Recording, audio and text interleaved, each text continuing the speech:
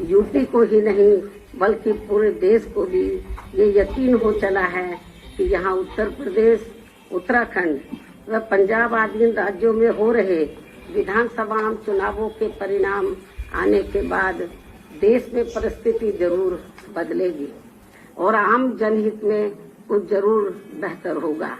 इस प्रकार काफी लंबी प्रतीक्षा के बाद अब नया साल सन 2022 यहाँ उम्मीदों की ऐसी नई किरण लेकर आ रहा है जिससे आम जनहित का भला होने की काफी प्रबल उम्मीद भी है।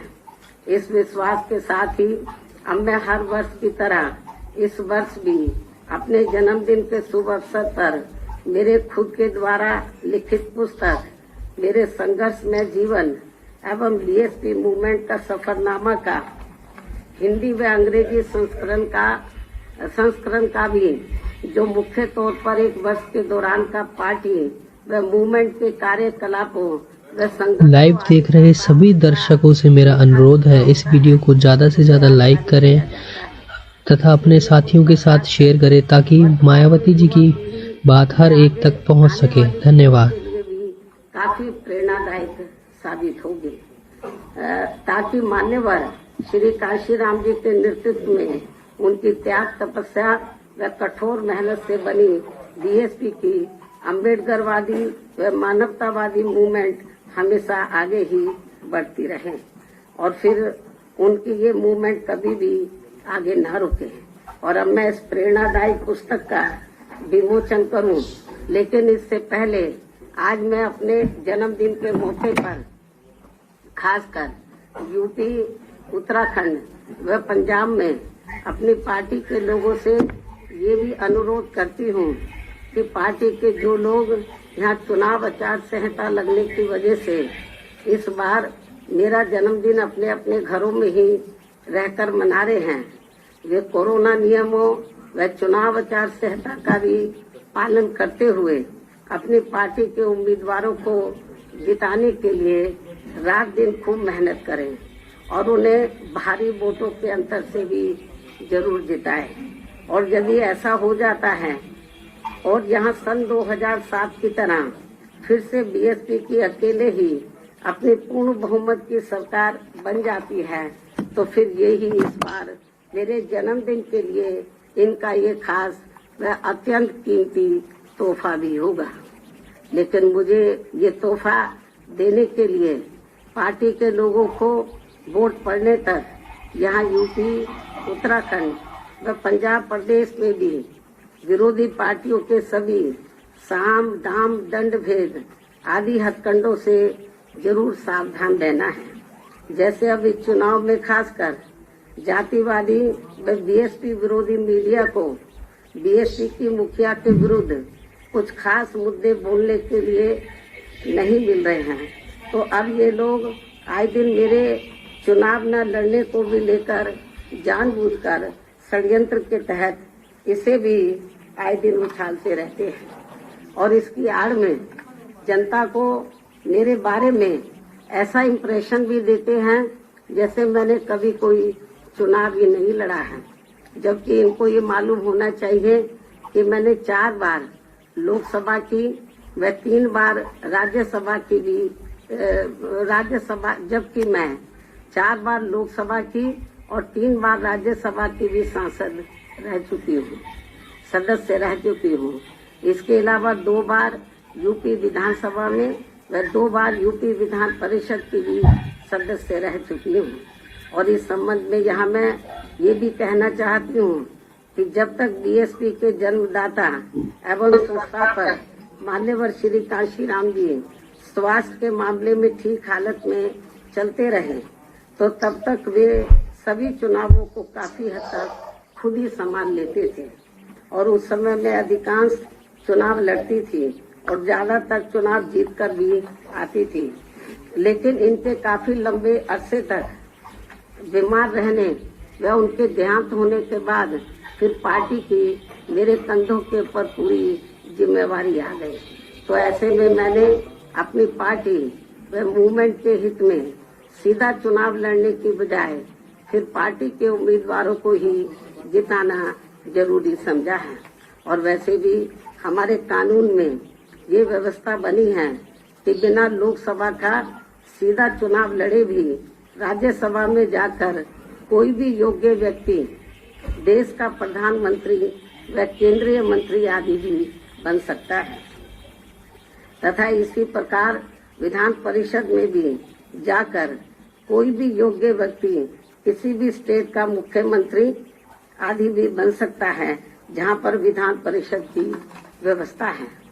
इसलिए यूपी में बीएसपी की सरकार बनने पर मैं पार्टी व मूवमेंट के हित में सीधा चुनाव न लड़के व अप्रत्यक्ष रूप से चुनाव जीतकर भी यूपी प्रदेश की बागडोर संभाल सकती हूँ, जिसकी इस समय काफी सख्त जरूरत भी है। इसके अलावा खिसियानी बिल्ली खंबा नोचे की तरह विरोधी पार्टियां व जातिवादी मीडिया भी मेरे क्षेत्र में न जाने को भी लेकर आए दिन किस्म किस्म की तथ्यहीन व बेबुनियादी बातें करते रहते हैं, जिसका जवाब मैं 1 जनवरी को मीडिया को भी दे चुकी हूँ। उसे मैं फिर से दोहराना नहीं चाहती हूँ। वैसे भी मुझे पूरा भरोसा है कि इस बार चुनाव में बीएसपी सन 2007 की तरह फिर से यूपी की सत्ता में जरूर वापस लौटेगी और तब फिर पूर्व की तरह। सभी लाइव देख रहे मेरे दर्शकों से अनुरोध है, प्लीज इस वीडियो को ज्यादा से ज्यादा लाइक करें तथा इस वीडियो को ज्यादा से ज्यादा शेयर करें। इतना ही नहीं बल्कि अब यहाँ आकाश आनंद को भी चुनाव लड़ने या ना लड़ने की भी बातें करते रहते हैं, जबकि अभी वह राजनीति में धीरे धीरे अपने आप को काफी तैयार व परिपक्व भी कर रहा है और इसके साथ ही मेरे चुनावी राज्यों में ज्यादा व्यस्त होने की वजह से अब वह मेरे दिशा निर्देशन में उन राज्यों में जहां चुनाव नहीं हो रहे हैं वहां पार्टी के जनाधार को भी बढ़ाने में पूरे जी जान से लगा है और फिर उचित समय पर ही इनको व पार्टी के अन्य नौजवानों को भी सीधा व अप्रत्यक्ष रूप में चुनाव लड़ने का भी मौका जरूर दिया जाएगा, जो ये सभी मेरे बीएसपी परिवार के ही लोग हैं। लेकिन इसे भी मेरे से सीधा जोड़ लिया जाता है, जबकि मीडिया व पूरे जगत को ये मालूम है कि मेरा अपना खुद का कोई निजी परिवार नहीं है, बल्कि मेरा पूरे देश में केवल गरीब, दलित, शोषित, पिछड़ा व उपेक्षित समाज ही मेरा ये बहुत बड़ा परिवार, बहुत बड़ा व विशाल परिवार है। और इस परिवार में आकाश आनंद की तरह पूरे देश में करोड़ों भाइयों के लड़के व लड़कियां भी मेरे भतीजे व भतीजियां हैं, जिनके माँ बाप शुरू से ही मुझे पूरे आदर सम्मान से आदरणीय बहन जी ही कहकर पुकारते हैं और अब उनके बच्चे भी बड़े होकर मुझे ज्यादातर बहन जी ही कहकर पुकारते हैं, जिनको भी राजनीति में आगे बढ़ने का पूरा मौका जरूर दिया जा रहा है। लेकिन इसे भी मीडिया में अधिकांश व्यंग तरीके से ही दर्शाया जाता है। ये सब इनकी जातिवादी मानसिकता नहीं है तो और क्या है, जबकि ऐसा करके ये लोग हमारे नौजवानों में और ज्यादा जोश पैदा कर रहे हैं। इसलिए ये सब करने से इनको कुछ भी राजनीतिक लाभ मिलने वाला नहीं है। इतना ही नहीं, यदि जातिवादी मीडिया व विरोधी लोग भी आकाश आनंद के पीछे जबरदस्ती ऐसे ही पड़े रहे तो फिर मैं मान्यवर श्री कांशीराम जी की तरह इसको भी पार्टी में और भी ज्यादा बढ़ावा देती रहूंगी। और अच्छी बात यह है कि पिछले कुछ समय से यहाँ यूपी में पार्टी के राष्ट्रीय महासचिव व राज्यसभा सांसद श्री एस.सी. मिश्रा जी के बेटे श्री कपिल मिश्रा भी अपने नौजवान साथियों को अपनी पार्टी में पूरी मेहनत के साथ जोड़ने में लगे हैं। मुझे पूरा भरोसा है कि चुनाव में हमारे नौजवानों का भी काफी वोट बीएसपी को ही मिलने वाला है तथा यहाँ फिर से बीएसपी ही सत्ता में जरूर आएगी। इस उम्मीद के साथ ही अब मैं अपनी पुस्तक का विमोचन कर रही हूँ।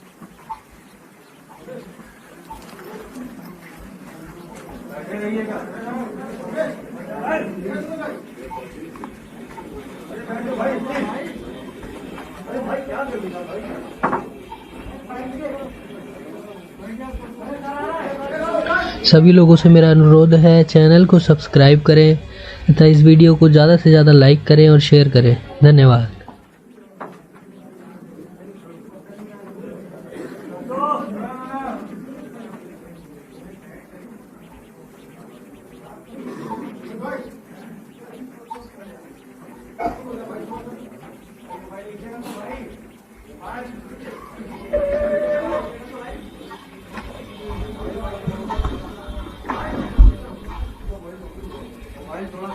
मोबाइल भाई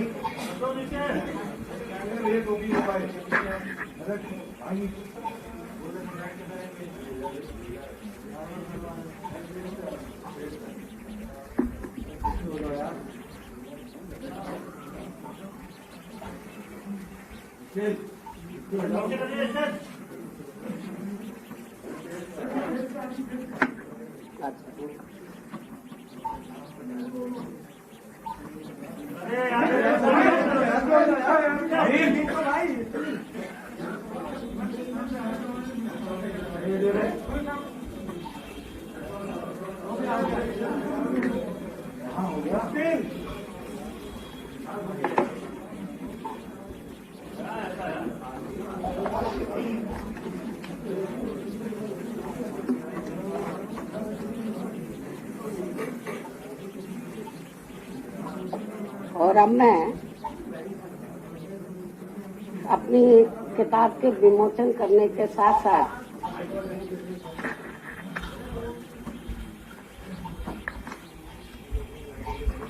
आपको ये भी बताना चाहती हूँ, वैसे आप लोगों को ये मालूम ही है कि उत्तर प्रदेश में यूपी विधानसभा के आम चुनाव 7 चरणों में हो रहे हैं और पहले चरण में 58 विधानसभा की सीटों पर विधानसभा का आम चुनाव हो रहा है और बीएसपी ने पहले चरण की जो 58 विधानसभा की सीटें हैं तो उनमें से 53 विधानसभा की सीटों पर कैंडिडेट फाइनल कर दिए हैं। 5 सीटें बची है, 1-2 दिन में वो भी फाइनल हो जाएगा। तो आज मैं अपने जन्मदिन के शुभ अवसर पर तो बीएसपी की जो उम्मीदवारों की सूची है तो उसको मैं पहले चरण की सूची आज मैं जारी कर रही हूँ। 58 में से 53 विधानसभा की सीटों पर जो ये सूची ये मैं आज जारी कर रही हूँ और इसकी कॉपी आप लोगों को मेरे प्रेस के बाद खत्म होने के बाद इसकी एक प्रति आप लोगों को दे दी जाएगी।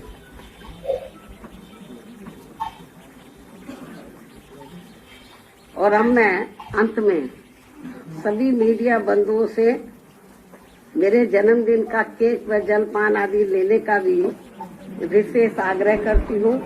साथ ही अपनी बात भी यही समाप्त करती हूँ, किंतु इससे पहले यदि आप लोग मुझसे कुछ सवाल पूछना चाहते हैं तो एक एक करके पूछ सकते हैं, लेकिन आप सभी के एक सवाल का मैं खुद ही आपको जवाब दे देती हूँ। देश में चुनाव के नजदीक जिस प्रकार से स्वार्थी किस्म के लोगों का दल बदल करने का सिलसिला शुरू हो जाता है, तो इसे खास ध्यान में रखकर अब दल बदल कानून को काफी सख्त बनाने की जरूरत है, क्योंकि इससे हमारे लोकतंत्र पर भी काफी बुरा प्रभाव पड़ रहा है। इसके अलावा जो दल बदलू नेता व सपा के साथ सपा के साथ गठबंधन करके चुनाव लड़ने वाली पार्टियां ये कह रही हैं कि ये पार्टी यानी कि Samajwadi party SC, ST, OBC और MC यानी कि माइनॉरिटीज कम्युनिटीज वर्गों के हितों की व इनके संतों, गुरुओं व महापुरुषों आदि को भी सम्मान करने वाली पार्टी है, तो इसमें रत्ती भर भी सच्चाई नहीं है। जैसे आपने देखा होगा कि कुछ नेता लोग दल बदलू बहुत चीख चीख के बोल रहे थे। ये समाजवादी पार्टी के साथ साथ अम्बेडकरवादी पार्टी भी है, ये है वो है, आप लोगों ने देखा होगा, मतलब वो चिल्ला चिल्ला के बोल रहे थे। लेकिन जो ये कह रहे थे कि ये पार्टी समाजवादी पार्टी जो है ये समाजवादी के साथ साथ अम्बेडकरवादी भी है, SC ST OBC और विशेषकर माइनॉरिटीज के हितों की पार्टी है, लेकिन जिसमें रत्ती भर भी सच्चाई नहीं है। क्योंकि जिस समाजवादी पार्टी ने दलितों के सरकारी नौकरियों में पदोन्नति को लेकर लाए गए विधेयक को राज्यसभा में फाड़कर फेंक दिया था और इस विधेयक को पास नहीं होने दिया था, जो अभी तक भी लटका पड़ा है, तो ये भी इनको जानना चाहिए। तो ये कैसे दलित हितैषी पार्टी हो सकती है? साथ ही दलित समाज में जन्मे संतों, गुरुओं व महापुरुषों के नाम पर रखे गए जो कुछ जिलों के या जो कल्याणकारी योजनाएं हैं, जो भी हमने काम किए, तो उनका सपा ने हमेशा विरोध किया है। और इस संदर्भ में मैं आपको ये बताना चाहती हूँ, जब मेरी सरकार थी तो मेरी सरकार ने भदोई के नाम से नया जिला बनाया, आप लोगों को मालूम है। तो इसी पार्टी की सरकार ने, समाजवादी पार्टी की सरकार ने दलित समाज में जन्मे संत गुरु रविदास जी के नाम पर रखे गए नए भदोई जिले का नाम भी बदल दिया। ये पूर्वांचल के लोग अच्छे प्रकार से जानते हैं, और जिनको खास तौर से पूरा देश और यूपी में, खासकर पूरे यूपी में और पूर्वांचल में संत गुरु रविदास जी को बहुत आदर सम्मान देते हैं, उनकी बहुत कदर करते हैं, उनके बताए हुए रास्ते पर चलते हैं, उनकी वाणियों पर अमल करते हैं। लेकिन दुख इस बात का है कि समाजवादी पार्टी की सरकार ने, मेरी सरकार ने इस भदोई के नाम से जो नया जिला बना, इसका नाम संत गुरु रविदास जी के नाम से रखा। लेकिन ये इतना दलित हितैषी है, इतना आदर सम्मान करता है कि सत्ता में आते ही उसने रविदास जी का जो नाम रखा था भदोई का, उसको बदल दिया। आप समझ सकते हैं। इतना ही नहीं, बल्कि इसी पार्टी ने अपने सत्ता में रहते हुए पिछड़े वर्ग में केवल अपने यादव समाज का ही अधिकांश ध्यान रखा है, बाकी पिछड़ी जातियों का नहीं।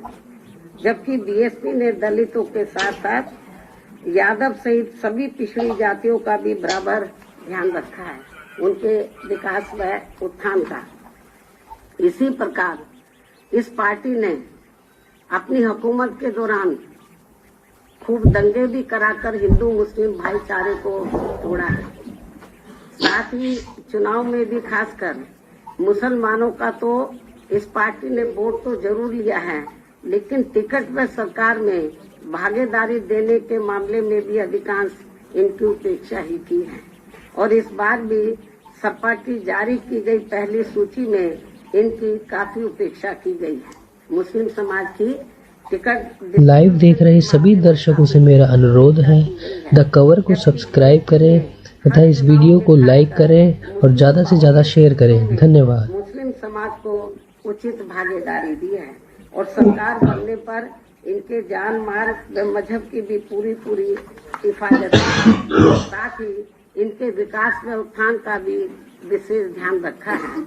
इसके अलावा हमारी पार्टी की रही सरकार ने दलितों, आदिवासियों, पिछड़े वर्गों, अकलियतों के साथ साथ अपर कास्ट समाज के भी सभी वर्गों के हित व कल्याण का भी पूरा ध्यान रखा है।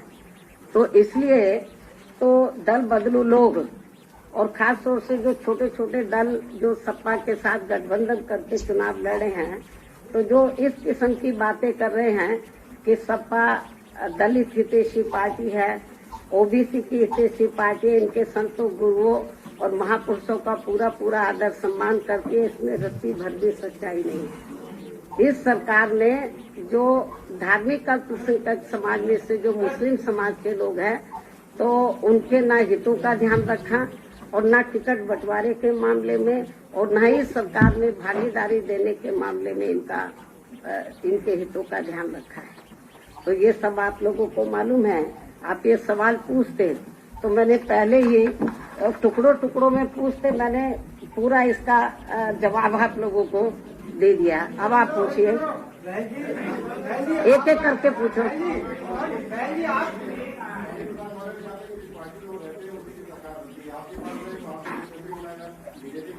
देखो, वो मुझे क्या मुख्यमंत्री बनाएगा? बीएसपी में आने के बाद उसकी किस्मत खुली है।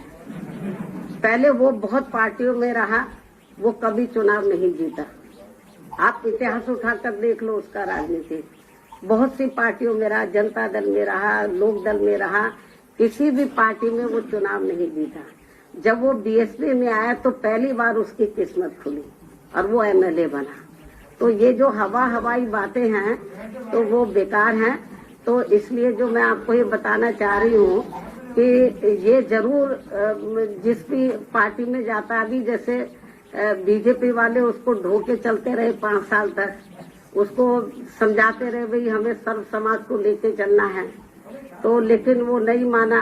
तो अब आप तो देखो उसकी लैंग्वेज, आप लोगों को मालूम है उनकी लैंग्वेज किस किस्म की है। जबकि आप लोगों को जब हम अम्बेडकरवाद की बात करते हैं तो बाबा साहब डॉक्टर अम्बेडकर की जो सोच है उसको समझना चाहिए। बाबा साहब डॉक्टर अम्बेडकर किसी भी जाति और धर्म के खिलाफ नहीं थे, वो जातिवादी व्यवस्था के खिलाफ थे। इस देश में जो गैर बराबरी वाली सामाजिक व्यवस्था बनी है उसको बदलकर वो समता मूलक समाज व्यवस्था बनाना चाहते थे। और इस व्यवस्था को बनाने के लिए बाबा किनको सामने आना होगा? जो इस व्यवस्था के शिकार हैं। तो जो इस व्यवस्था के शिकार हैं उनको अपर कास्ट को भी साथ में लेकर जब सर्व समाज में भाईचारा पैदा हो जाएगा तो तभी तो समता मूलक समाज बनेगा। तो बाबा साहब डॉक्टर अम्बेडकर की ये इच्छा थी कि जो इस देश में गैर बराबरी वाली सामाजिक व्यवस्था बनी है उसको बदलकर समता मूलक समाज व्यवस्था बने जिसमें सब लोग बराबर हो। तो उसी आधार पर हमारी पार्टी इस मूवमेंट को लेकर, बीएसपी के मूवमेंट को लेकर चल रही है। बहन जी, आज शेखर रावण ने समाजवादी पार्टी में गए थे लेकिन उनकी बात नहीं बनी है। उन्होंने कहा है कि वह अब